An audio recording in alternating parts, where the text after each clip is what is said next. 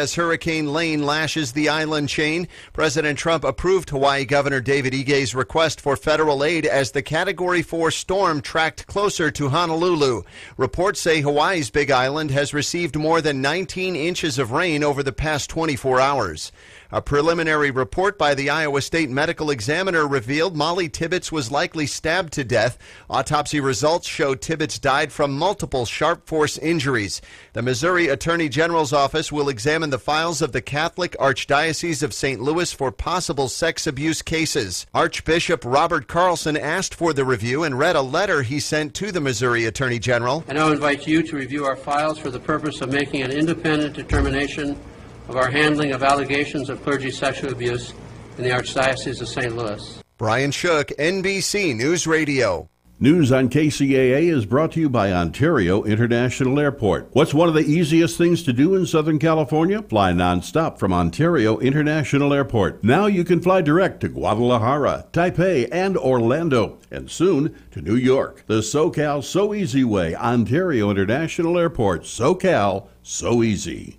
Turner's Fine Carpets is a family-owned business providing generations of great service. They specialize in carpeting, laminate flooring, installation, and satisfied customers. Turner's Fine Carpets is locally owned and operated by Dad, Larry Turner, along with his son, Dan, who works side by side in the office with the help from their loyal employee, Frankie. Before Larry, it was Dennis Turner, Larry's dad, who started this family-owned business. With 3 generations and nearly 60 years of experience serving the same community we all grew up in, Turner's Fine Carpets must be doing something right. They serve Yucaipa and all the surrounding areas of the Inland Empire. You can find Turner's Fine Carpets of Yucaipa on Yelp. For a direct quote, Turner's is located at 35168 Yucaipa Boulevard in Yucaipa, just above California Street, or at 909-797-6100. That's 909-797-6100. Or Google Turner's Fine Carpets of Yucaipa.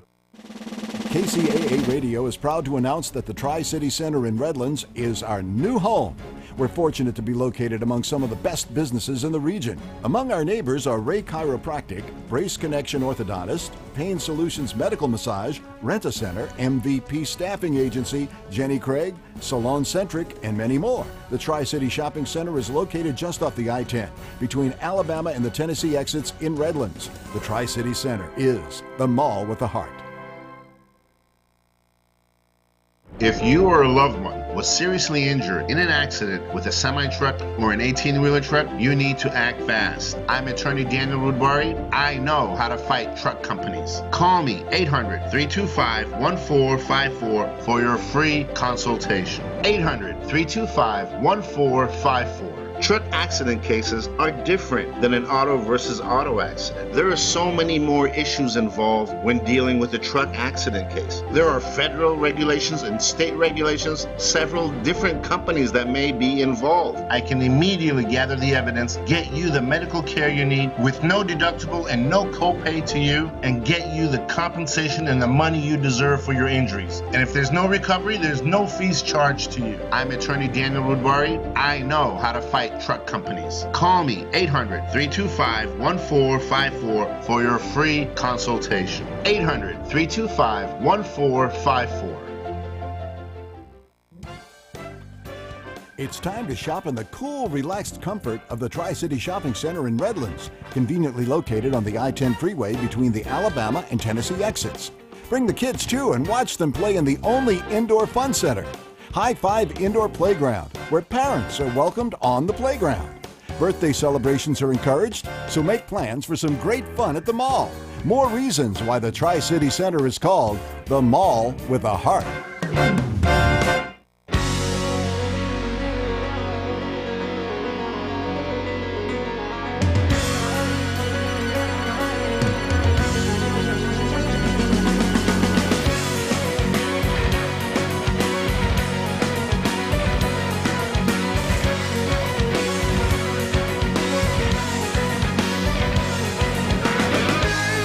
From the NBC News Radio broadcasting studios of KCAA 1050 AM, 102.3 FM and 106.5 FM, located in beautiful sunny California and broadcasting all across the country. Thanks for tuning into the Water Zone today. Good afternoon. I'm Rob Starr along with Chris Davey. How are you? No, I didn't. give you the introduction yet. I'm trying to get ahead of the game because I know what you're going to do. No, you don't. It's the man you heard about, the man you talk about, and maybe even the man you dream about, Mr. Chris Davies. Good evening, everybody. Thanks for tuning in and listening to The Water Zone. You don't want me to do my intros because you don't trust what I'm going to say. You keep it a secret. You keep it under wraps. I try to. I try when you leave. I try and look at your papers. Oh, and that's what you grabbed the pen before. Okay, I will never write it down again. I'll just remember it. All right. Anyway, busy week. Awesome busy week for you. You no moss growing on your feet. You've been out a good part of the week. Yep, I was at the American Waterworks Association Water Education Seminar yesterday. I was at Santiago Canyon College. They had about 1,000 people at this place. It was incredible. Did some great interviews with people. A gentleman named Yoram Cohen. He's a professor at UCLA. He's also the director of Water Technology Research Center. And he does a lot of stuff with recycled water and all kinds of things. Brilliant man. Yep. Brilliant man. Yep. Also talked to a gentleman named Philip Brunn. He's the utilities director and for the utility department for City of Napa. Yep. He didn't give me any wine, though, but whatever. But he's a nice man. And then we talked to a lady named Sue Mossberg, and she's with Sweetwater Authority down towards San Diego. Yes. And she's a program manager there, and she's been with them for a long time. And so we have them on recording, and we're going to play them over the next couple of weeks. Very interesting topics of what we approached, and that should be a good thing. It's been a crazy week. Let's see what else. Anything important? Everything's important, but upcoming events. We have the as we mentioned, we did the San Bernardino Water Conference, but there's lots of regional things happening. Chino Basin Water, Upper San Gabriel Valley Water. They're having water festivals in October, and then also in October is Smart Innovations. Yep. That's going to be in Las Vegas, and then the big Irrigation Association show, which is going to be in Long Beach. Yep, and we'll be at all of those events. Yep. So I'm excited about all of those things. Lots of stuff to do. Lots of good. we're going to get. I heard we're going to get it written up in another magazine. So that'll be good. I won't mention who yet because they want to make it official. It's a secret. It's a secret. So we're very happy. But part of our success is due to the next person I'm going to introduce, Miss Chris Maven, the purveyor of Maven's Notebook. Hi. Good evening, guys. How you doing? We're doing good. Great, Chris. I hope you're the same. Oh, I'm doing great. And I'm down in San Diego. Oh, I was in El Cajon all day. Oh, lucky. I definitely had it better. You did not go down the 5, did you? Oh, no. I've been at this conference for 3 days, and we're at San Diego, out by Mission Bay. Oh, you're doing the Urban Water Institute. Yeah, Urban Water Institute. Yeah. In the Urban Water Institute, Yeah. And the weather today in San Diego, at least down by the coast, was beautiful. I think the high was 81. Oh, It was like so pleasant. I would have loved to do that, except I had to work. And Yeah, well, I had to work too. Yeah. But when we had the opportunity to step outside, it's like, well, how nice. And they had the cocktail hour out on the pool side, which is right outside. next to the water. It's beautiful there. I do want to pass on that somebody gave me to tell you a compliment. And oh my! Any guesses? I mean, you have so many people you know. It's Marianne Dickinson. Who? Marianne Dickinson. Oh, Marianne Dickinson. Yes. She told me to tell you congratulations on being on our show and helping make it a success. And she sent me she told me that, and then she sent me an email yesterday about that. So, how nice. So I just thought I'd pass that on to you. I'll forward you the email. I haven't been in the office. I've just been running around like crazy. Actually, I did lie. I was in the office for an hour when I got back today, but then I had to come here. So just a flash of light as you walked through the office there. But you were there. You were there. Hey, Chris, are you done today or going? Is it tomorrow as well? Oh, it goes tomorrow too. But, all right. Have you taken a dip in the ocean yet? You know, there's unprecedented ocean temperatures in Southern California this summer. In San Diego, yes. This is actually some scary stuff. 80 degrees water temperature. Yeah, it's like a record high. Wow. And so we're probably going to have an El Nino. Well, it's looking like. But I mean, I don't know. Warm ocean temperatures. This could there's the temperature of the ocean where it is in certain places affects where the water flows and the current goes. Right. And I mean that rhymes. Yeah. So I'm not a meteorologist, but I'm just But you play one on TV. yeah, exactly. But anyways, besides the ocean, boy, in the water world, have we had a week? The State Water Board is updating their water quality control plan, and they're focusing first on the San Joaquin tributary. So this is the Merced, the Tuolumne, and the Stanislaus rivers that flow into the Delta. And they have said that they need to leave more water in the river. 40% of unimpaired flow. That unimpaired flow meaning if there were no dams and no diversions, what would just be coming down naturally, which is a kind of a dicey calculation to make because who really knows. But anyways, this is what they've done. It's 40, and they want 40%. Right now, what's left in the rivers and they want this between February and June. And right now, currently in the rivers, it's more like about 11% of unimpaired flow, which is, 10% of a river is not much of a river. And they're trying to do this to help salmon that come up through the river and spawn and out-migrate in that spring. Right. So, and this has been a very hard fight. The farmers and the people on the San Joaquin that are affected by this are very mad, very angry. They held a huge protest at the Capitol on Monday ahead of the hearings, which happened on Tuesday and Wednesday. The State Water Board took public comment. They said ahead of time we're not going to make a decision, but they took public comment.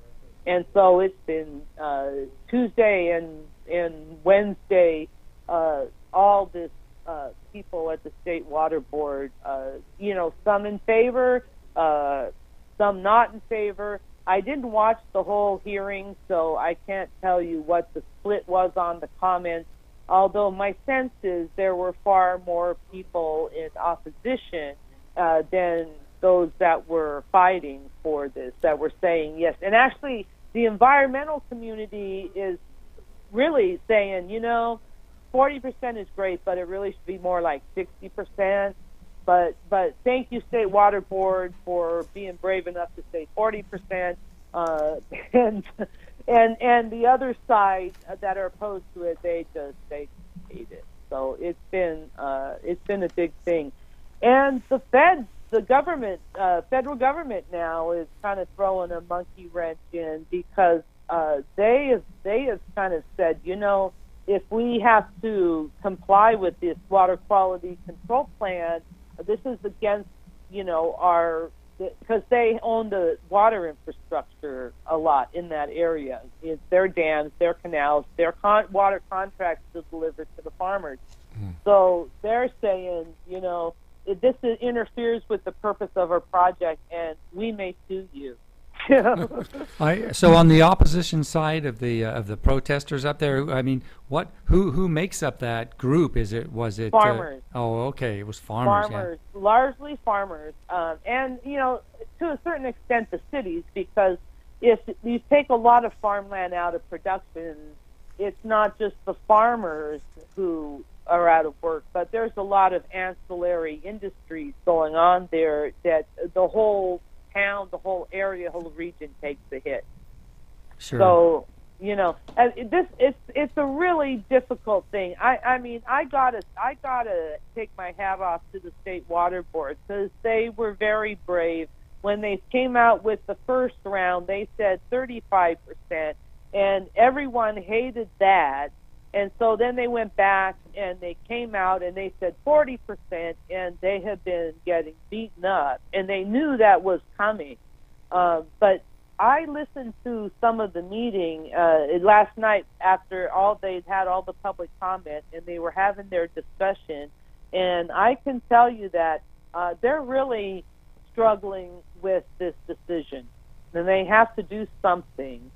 But they're not. I mean, it is not like they're all on board. We're taking the water. I mean, they're really struggling with this decision, as they should, because it has big ramifications. Well, I think. I was just going to say, in any of these things, you're never going to please 100% of everybody. No. And it's always going to be this way. Anytime you have the public comments and things like that, you're going to get two strong opposing sides that are going to say what they say, and they believe in what they believe in. And, you know, I always believe it's okay to do that, but I also believe it's for the best interest that they got to come together with a common answer. Well, one of the things that the State Water Board has been saying all along that they want to do is they're hoping that people will come up with a voluntary settlement that they'll bring to the board. They'll say, hey, you don't impose that, and we'll do this. Yeah. And what happened is today or yesterday, I believe Secretary of Resources, John Laird, did a presentation on a potential voluntary settlement agreement that might happen in the basin. And the State Water Board now, I mean, it's not going to be that much water that they're asking for, but these, you know, in the voluntary agreement, there would be other things like habitat restoration and other steps, other measures that they might take. So, you know, there's a hope that they're going to come together on something. That's what the State Water Board would like. But, you know, 6 years they've been working at trying to hammer out this agreement, and, you know, the State Water Board is finally like, you know, we got to go forward. So there's a lot of shuffling around, but the fact that the secretary was in there to present this possible agreement is why they said last week, we will not make a decision. We're going to consider this new information. But it's really tough for them. Yeah. Yeah, it's a job I never want to have.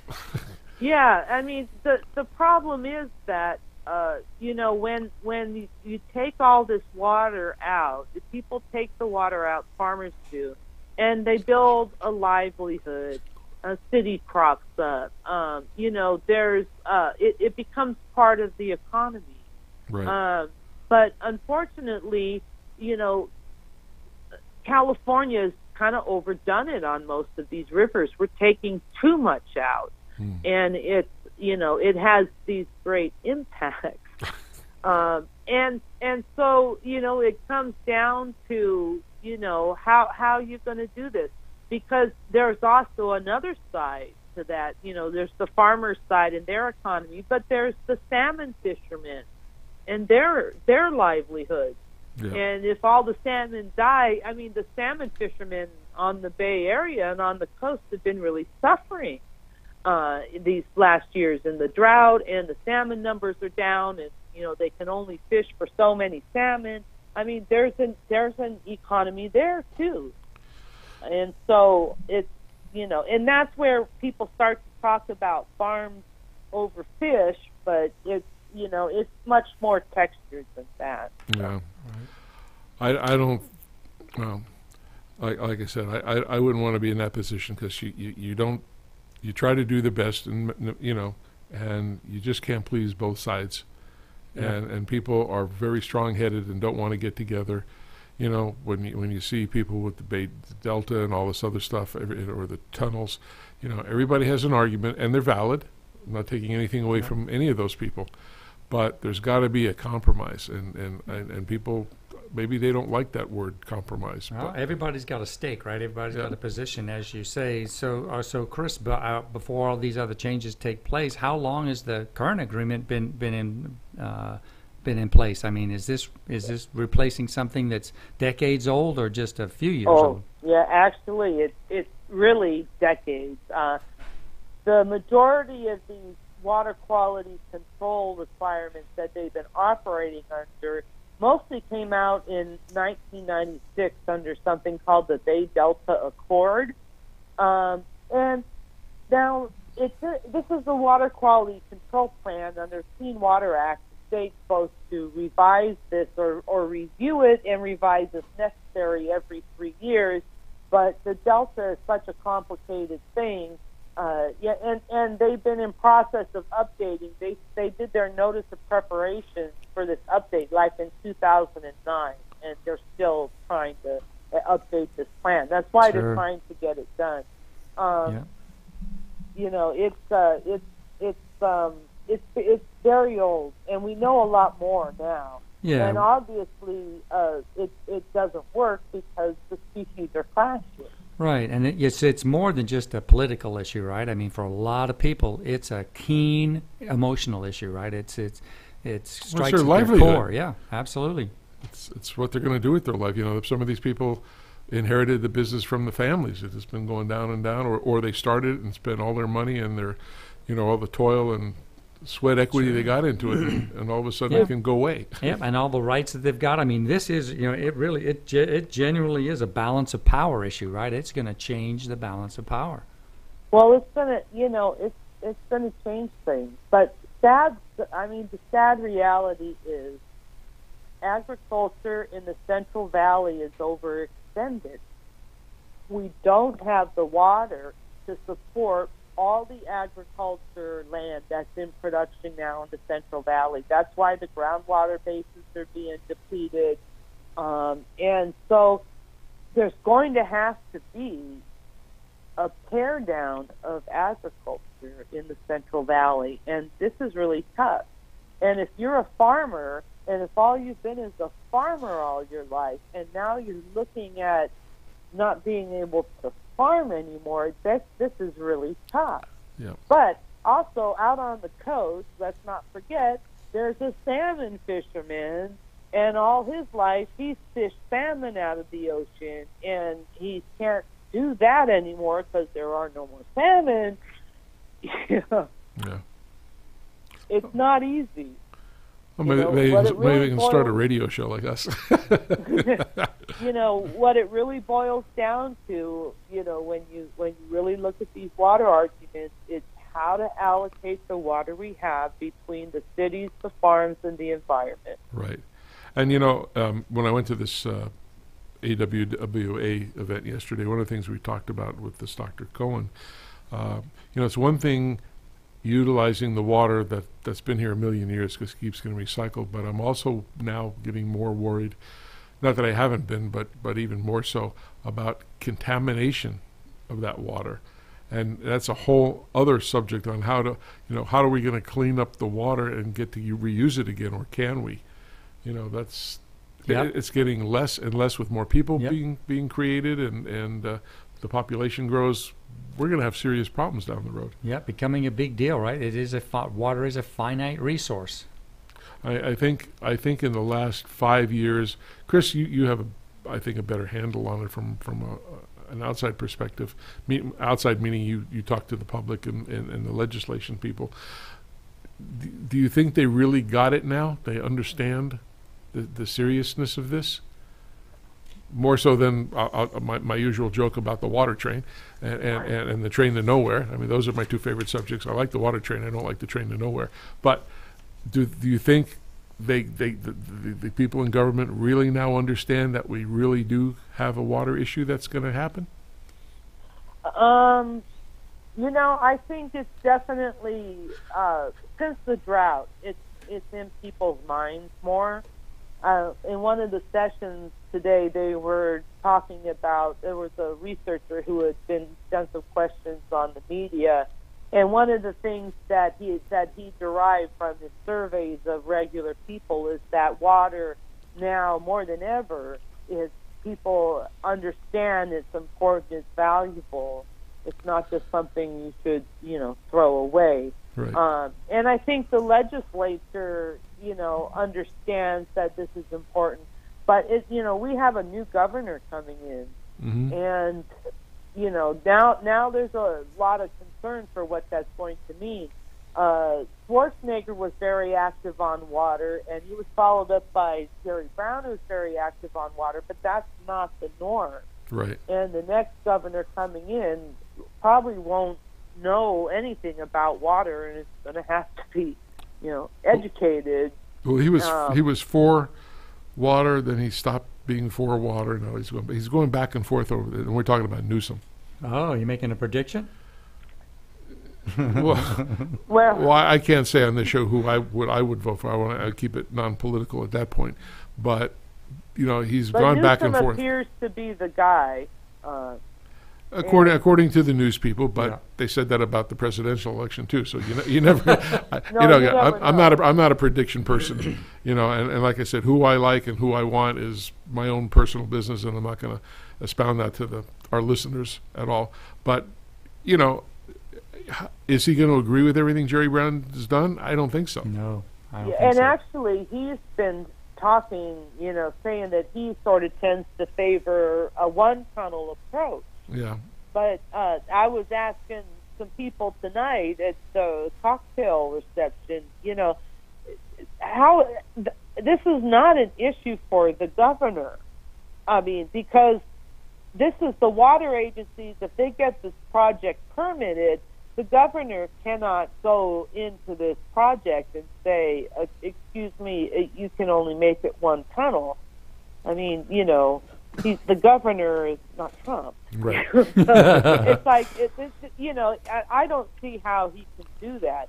And the other thing is that, there is a bit of a political reality here. Mm-hmm. And that is that Southern California is a big economic contributor to the state as a whole. Right. And, it's when you're on the campaign trail or you're a mayor or you're up there, you can say all kinds of things. But when the state becomes your whole responsibility, you have to acknowledge that the fact that, 2/3 of the population lives south of the Tehachapi's. Right. And we pay a lot in taxes, and there's a lot at stake here. And as much as Northern California might want to say, you can't have quote unquote our water, that could have drastic economic consequences for the state. Yeah. You know what I would like to see? I'm going to throw an idea out to Chris, both Chris's here.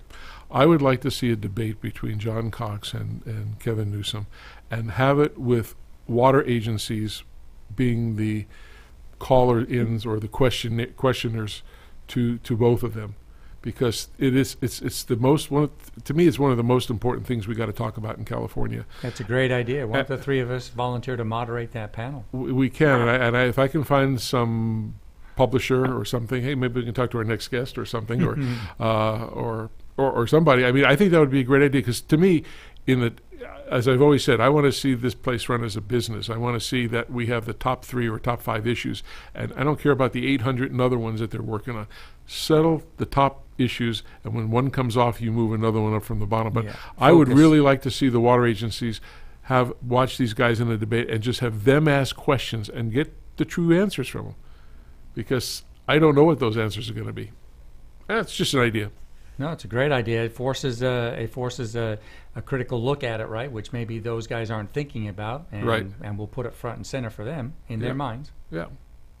Before the election, I'll go. I'm going to go work on that during my nighttime job. Robert Starr for governor. No, I never want to be governor. I don't ever want to be in politics. I just don't like it. I think you don't have privacy, and not that I'm a super private guy. I'm not, but I don't need the grief. I don't want to put my family through the grief. It's not worth it. And I can make more money what I'm doing now than being a governor. So playing your music and recording. Yeah, that's what I want to go do. Go hang out with my rock buddies and have a good time. So that's just me. But hey, I hear that there's some the stage is being set for some uncivil war over water in California. Oh, well, that's all the water board stuff going on. Yeah, boy. Like I said, boy, rally at the Capitol. Yeah, are they watering? Are they watering the grass in Sacramento at the Capitol? Last time I was up there, it wasn't. It looked really bad. I can't say I've walked by the actual Capitol building in a while, but they were replacing the lawn with something else. Well, I hope it's not artificial turf. Yeah, we'll have to check in on the cap cam and see what it says. No. Only because it'll generate more heat, and then the people who complain about global warming will have something more to yell about. You know what I saw? I actually saw this. This was a product. There was someplace selling artificial grass in any color you wanted. I've seen that. Did you? Can you believe that? I Yeah. mean, it kind of brings back to mind the horrible Christmas trees when they used to flock them with all these weird colors. It's like, oh my God. Can you imagine your neighbors put in purple grass? That would be different. That would be. I don't think I ever saw any installed, and I didn't see any ads after that. I think, I don't think people could deal with that. You can get any color you want. Yeah. Mauve, purple. Oh, you remember when the silver? I'm dating myself. You remember when the silver ones came out? The artificial trees that were like metallic looking. Oh, the chrome looking. Oh, ones. yeah, like tinsel. Yeah. And it's just like my wife with Christmas trees. We had real Christmas trees for a long time. Then she says, "This is getting ridiculous. Blah blah blah blah blah. They're getting to be expensive. So let's go buy an artificial tree." So we bought an artificial tree. 2 years later, she says, "We need to get another tree." I said, "Why are we going to get another?" She said, "I want an upside down Christmas tree." Have you ever seen those? Yes, I have. So then we bought that. 2 years go by, and she says, "Well, I think we need another Christmas tree." I said, "We have two now, two artificial trees." "Well, I think I want a real one this time. I want to get it flocked." I go, "Come on. Can we just get a photograph and put it up on the wall?" I know the grandkids would be disappointed, so we got. You know what I want? You can get somewhere. I've seen these. You can get these half artificial trees. They're like half size, and you hang them on your wall to decorate it. So you have half a tree, you tack it up there, and you put your presents next to the wall. That's a good idea. Yes, when my kids were in school, they did that. They didn't have enough room in their dorm, so they just used Christmas lights and put it as a shape of a tree and we have on the wall. We usually have three trees. Yeah. One you've been to my house, Chris. So Yep. we have one in the living room. We have one in the family room, and then the girls wanted their own, and they do have a pink one. Yeah, it's artificial, so they put that up. It's only maybe about 18 inches wide, but they have it in their room. But Christmas or any holidays, you come by my house, that's all my wife does is decorate the house. So it's crazy. Well, Chris, we got to head out for a commercial and then bring our next guest on. We do appreciate you coming on and, again, contributing to making our show very good and actually great. We appreciate that. Yep, thanks, Chris. You're awesome. No problem. Always a pleasure. All right, we'll talk to you next week. Have a good time in San Diego. Oh, I shall. Take care, guys. Okay. All right. Stand by. We're going to be back in a few minutes. The call-in numbers, if you want to speak to our next guest, which is going to be very interesting, 888-909-1050 or 909-792-5222. You're listening to The Water Zone on KCAA.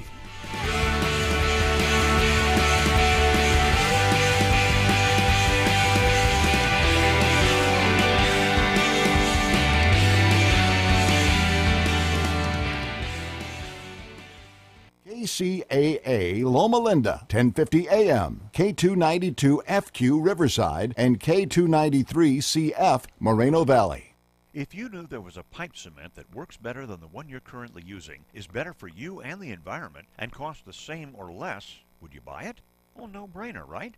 Weldon, the trusted leader in solvent cements for over 60 years, is pleased to introduce a new line of solvent cements that does all that. Introducing the Eco Series line of solvent cements for PVC piping systems. Not only does it work great and set fast, it also has 30% lower solvent emissions and less smelly fumes, a better workplace environment when you're installing pipes.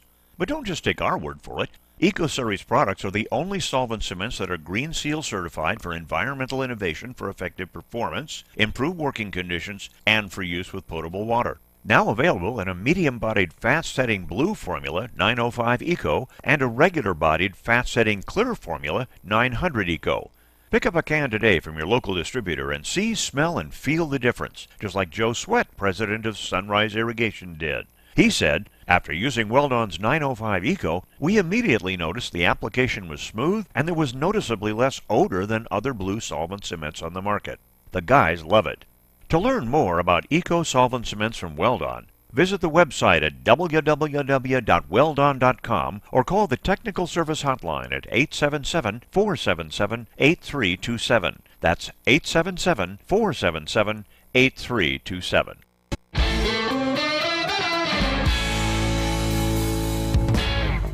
Let's talk drought stress.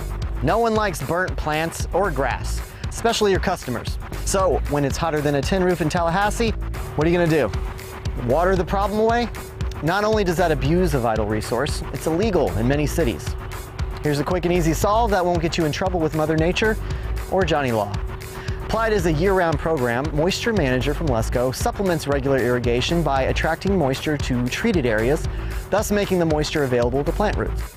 This maintains wettability between waterings and rainfall, allowing soil to accept water as it becomes available, and making the water more accessible to the plant roots.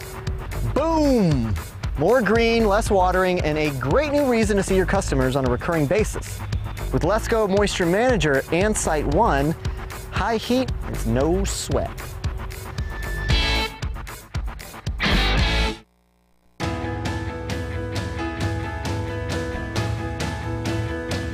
Done. And we're back for the second half, and we have a great guest. This gentleman is a publisher extraordinaire.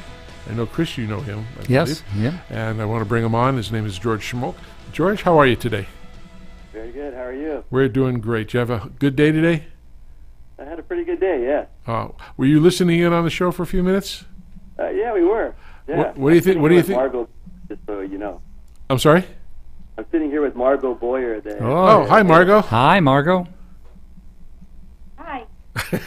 Delayed reaction. All right. Hey, what did you think of the idea that we get Cox and Newsom together and get some heads of water agencies and have them debate?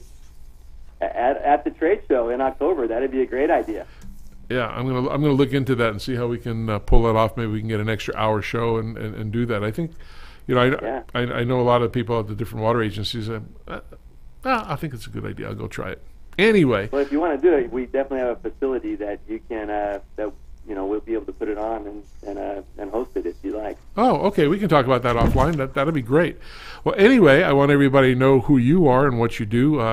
Why don't you give us a little background to you and Margot, and we'll take it from there. Well, I'm George Schmoke. I'm a publisher of Landscape Architect and Specifier News Magazine, a national publication that goes primarily to landscape architects across the nation, and also Landscape Contractor Magazine that goes to landscape contractor business owners, again across the nation. And then we produce the Landscape Expo, which is in Long Beach every year in mid-October. Right, that's the 10th and 11th. Yeah, that's coming up real quick, and that's a pretty nice show.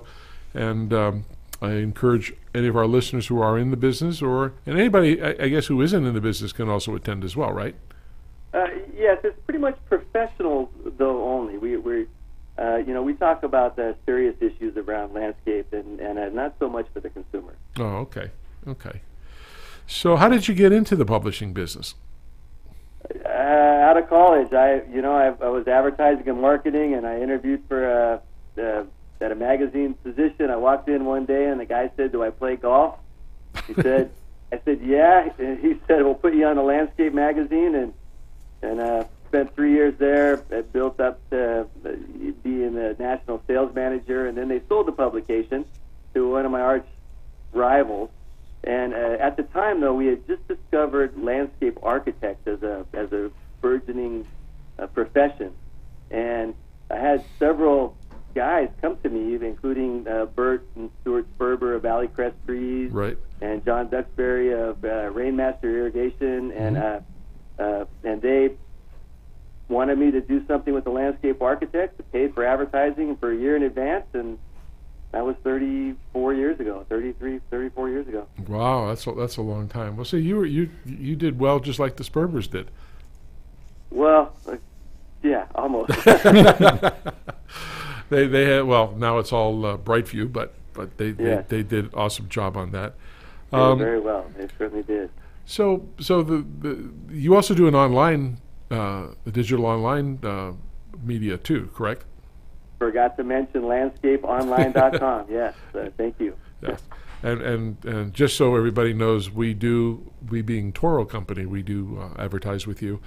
Just to be honest to our listeners, so they don't. I don't know how much you've ever listened to us, but we don't use the show as a infomercial for Toro.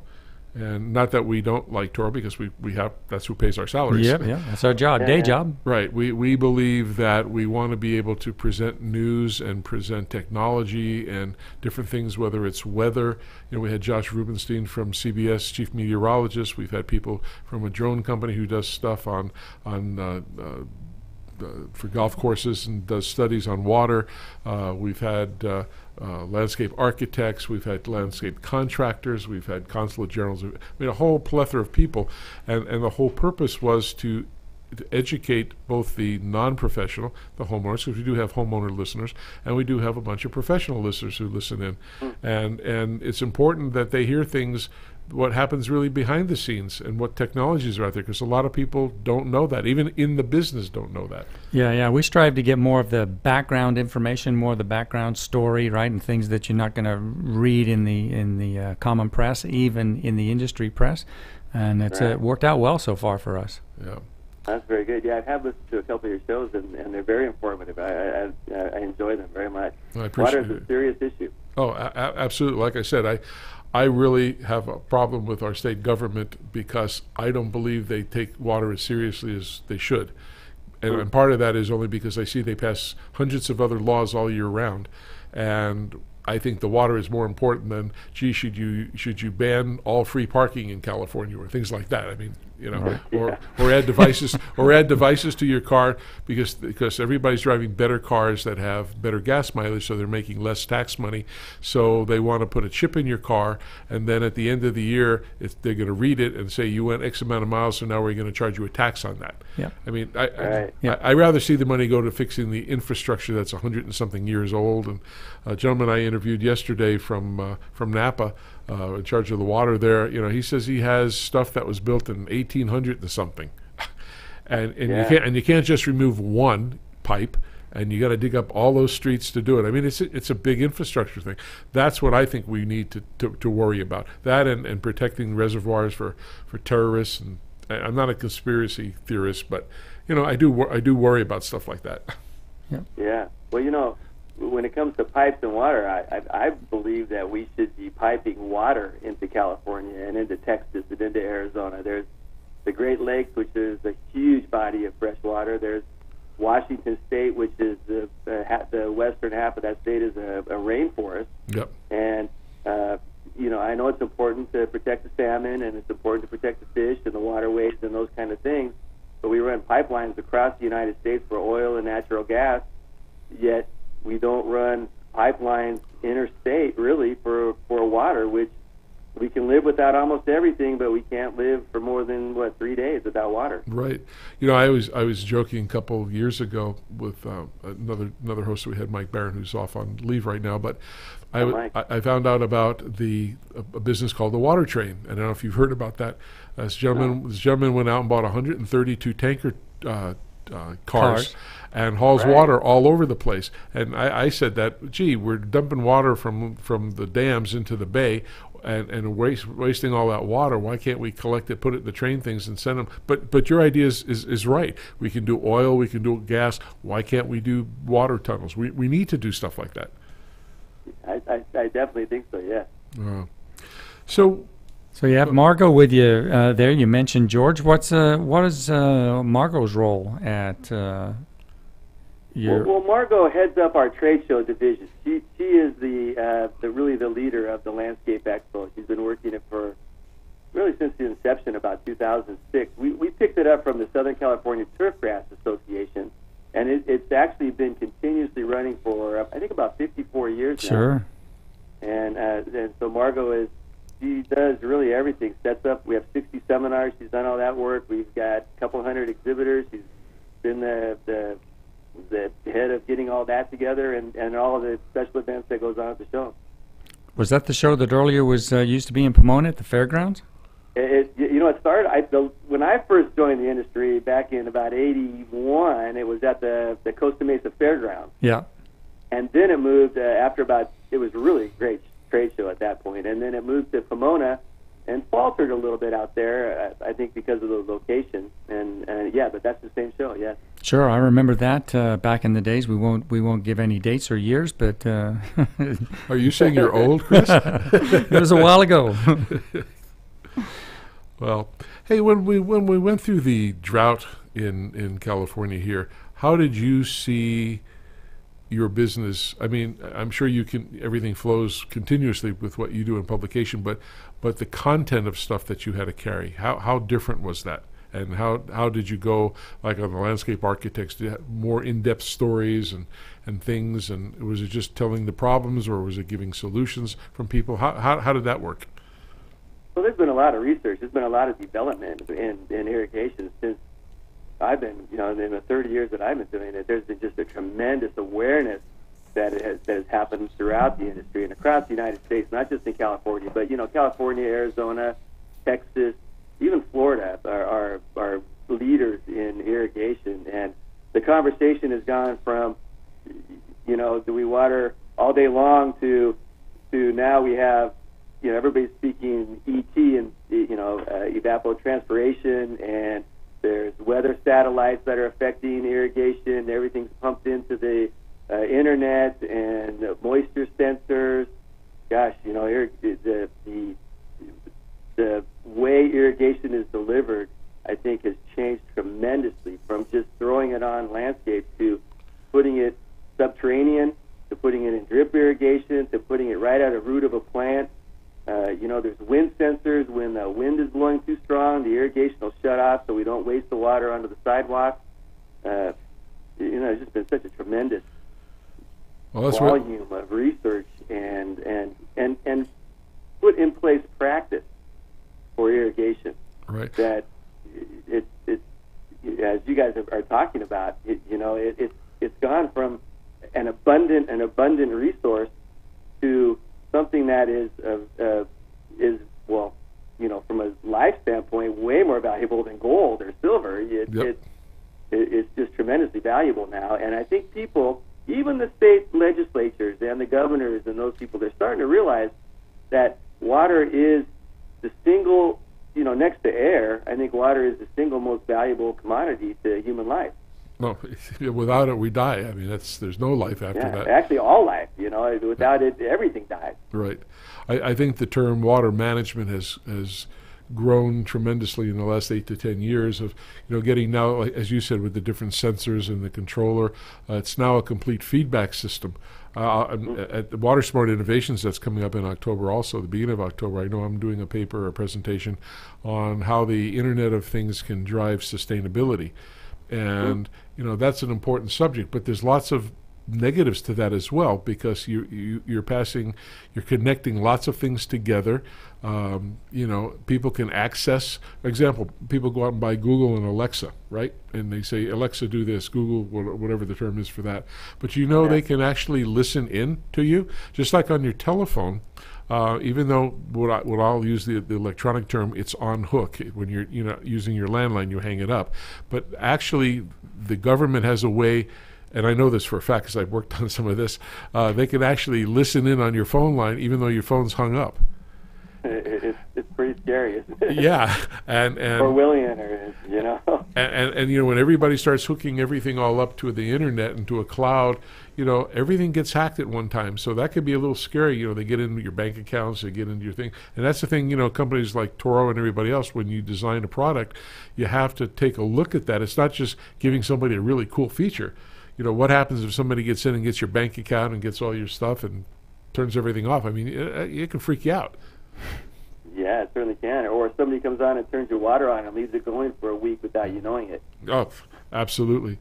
Yeah, the industry is driving a lot more connected products these days, right? I mean, not just Toro, but the rest of the industry, and even folks that aren't in the water business or in the irrigation or landscape industry are coming onto the landscape. Pardon the pun. Every single day, it seems like there's a new company out there that has a widget or a gadget that does this or that.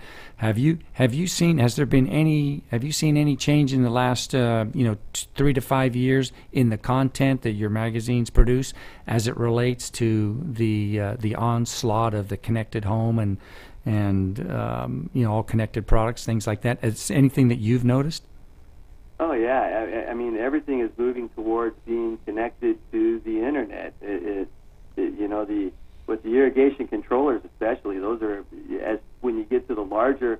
I mean, even in the homeowners, they are they're starting to be able to buy irrigation controllers. And if you live in Southern California, you probably have a 6,000 or 7,000 square foot lot, and maybe have an irrigation controller. But there's a lot of people when you get more rural that have acres and acres, and those projects and those controllers are being connected to weather satellites. They're being connected to NOAA. What is it? The CIMMYS database. NOAA. I'm blanking on what the National Oceanographic and Atmospheric Association. Right, and not only with irrigation, but with security and with lighting and with back to water a little bit with water features. Everything is connected to some kind of sensor or some kind of central intelligence area that is driving, whether the irrigation turns on, whether the lights turn on, and we're talking a lot about that. The landscape architects. There's a lot of research coming out of the universities in the landscape architecture and horticultural elements that are connecting those various elements, and it's kind of so broad. I'm stumbling a little bit because it's so broad. How do you narrow it down to one subject? But yes, we're talking a lot about connectivity in almost every facet. Do you think? I'll give you my little perception on that. I agree that when smart controllers came out, people didn't understand it, and they were used to watering X amount of time, X amount of days a week. And then they put a smart controller in, and it only waters when you need to water. So it didn't come on. And then the people say, hey, the wife's beating the husband up, hey, there's no water happening. It's going to kill the grass or the roses. Go turn the controller on. There must be something wrong with it.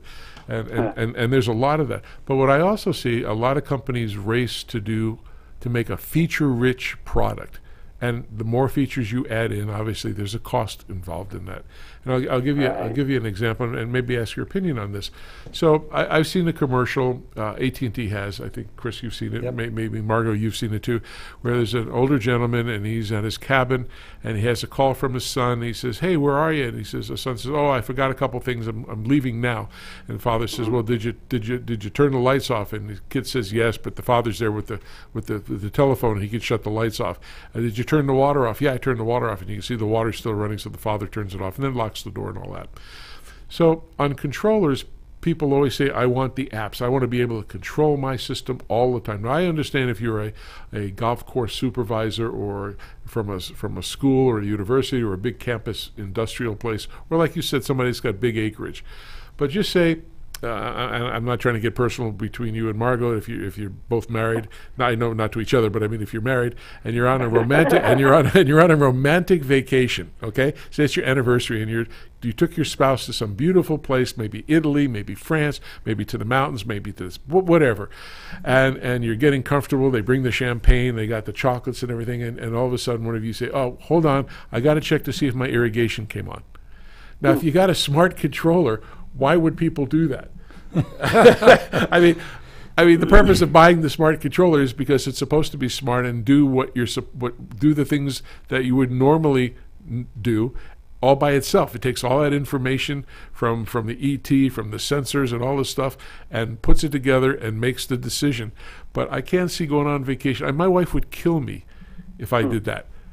I mean, do you think it's going too far on some of the feature end of it? I mean, I know people like to have control. My wife loves my remote for the irrigation control, especially when the dog's barking in the backyard and they won't shut up. She turns the sprinklers on and gets them wet. But and we have a smart controller, but she doesn't like to use it. Right. The technology is being set up so that you can. The best technology, in my opinion, is the technology you set up and let it do its job. When people, you get the bells and whistles and you load things up and you've got a controller with 47 different functions, the average consumer, the average person, unless you're the golf course superintendent or the school supervisor or something like that, they don't use it enough to understand how all those things work. And you end up just neglecting it after a while. At the first few days, you're playing with it and you're turning them on and turning them off and chasing the dog or the cat or whatever, But then 6 months later, you forget what things work, and then you set it down, and if it's not automated, if it's not a truly smart controller, if it's not a truly smart device, then whatever it was set up to do is going to end up being neglected. That's the way I see things. Yeah. No, that's a good. That's actually a good aspect to think about, right? I mean, I believe that connected products is gonna help drive future sustainability in our industry, right? They have a place there, right? And we certainly believe it as a manufacturer, and so do other ones. So the privacy issue and the risk aside, George, I still think that there's a good future for connected products, and the industry is going to continue to pursue it. Oh, I agree. So, just a kind of wild question here, but what do you see needs to happen to initiate a paradigm shift towards efficiency? I mean, I think the water agencies did a good job in California when we had the drought with their public outreach and education, but what do you see is going to really change? Is it educating more the younger kids in elementary through high school or college, or the adults? I know they say you can't change, can't teach a new dog or an old dog new tricks, but I think it takes longer to do that. But how do you see it? Well, I definitely think that the younger people need to realize the value of water and the necessity of water. In Southern California, this is where I grew up, and ever since I was born, you turn a tap, the water comes on. It comes on as much as you want. It stays on as long as you want it, and it flows freely. But that's coming to an end. The Colorado River doesn't reach Baja California anymore. The Rio Grande doesn't reach the Gulf of Mexico. Right. And we need to educate the youth and really everybody, but the youth are going to be dependent on a sound knowledge of the value of water in all things. We need grass. We need trees. If there's no grass and trees, there's no oxygen. Right. There's, and Frederick Law Olmsted, who's the father of landscape architecture, besides, the oxygen element, landscape is a calming effect on people. It's necessary to your psyche. Yeah. And, as the younger people have become aware that when they're brushing their teeth, they need to turn the water off. When you need those, as public radio with the low flush toilets, you need things that are going to conserve water, and it's not just a convenient thing. It's not just a tool or a new technology. A necessity. It's vital, and I think that the more that we can educate people to the value, the true value, and the scarceness of water, and the sources of water. There's a limited sources. As population grows, people are going to need to know that this is something that they have to pay attention to. They really have to pay attention to it. And when you have 20 million people, 30 million people in California, and if you all save a gallon a day, that's 20, 30 million gallons a day of water saving. And those are things that are easy to do, but not often thought about. Right, sure adds up fast, too. So, hey, George and Margot, as we run down to the last minute or so here, can you just tell us a little bit about the Landscape Expo that's coming up and how people can contact you and get more information while we ring out here? Yeah, I'm going to let Margot answer that. Awesome. Okay, well, you can go to our website, which is landscapeonline.com, and look for the I would say the wrong word, the tab that says Landscape Expo, and that will take you to our site. And you can contact me. I think I'm under the contact, Margot Boyer. My email address is mboyer@landscapeonline.com. And you can call me as well on 714-979-5376. Extension 143. Not that you'll remember that. Oh, we got your number now. Thanks, Margot. Thanks. Well, we're up against the NBC News Hour, so we have to sign off here. But we do appreciate. We want you to come back and talk some more, and we certainly want to talk more about your events and what's happening. And we appreciate you coming on. And everybody have a great week. And we'll talk to you next time. And remember, the most important thing you have to do: think blue. Thanks, everybody. Good See night, you next everybody. week.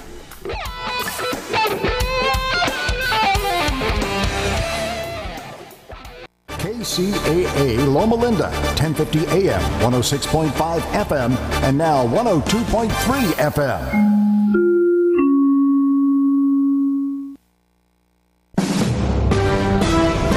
KCAA News Radio, I'm Brian Shook. Emergency officials in Hawaii say Hurricane Lane remains a dangerous storm even as it continues to weaken. At an afternoon briefing, Hawaii Governor David Ige urged residents to stay alert and seek shelter. A medical examiner says Molly Tibbetts appears to have died from multiple sharp force injuries. The body of the University of Iowa student was found this week after she'd been missing for more than a month. The Iowa Department of Public Safety is leaving open the possibility that there could be more findings in the future. Suspect Christian Rivera, who may be an illegal immigrant, is in custody. He's accused of murdering Tippett and dumping her body in a cornfield in rural Powashik County. Tom Roberts, NBC News Radio. At least one U.S. senator says the end is near for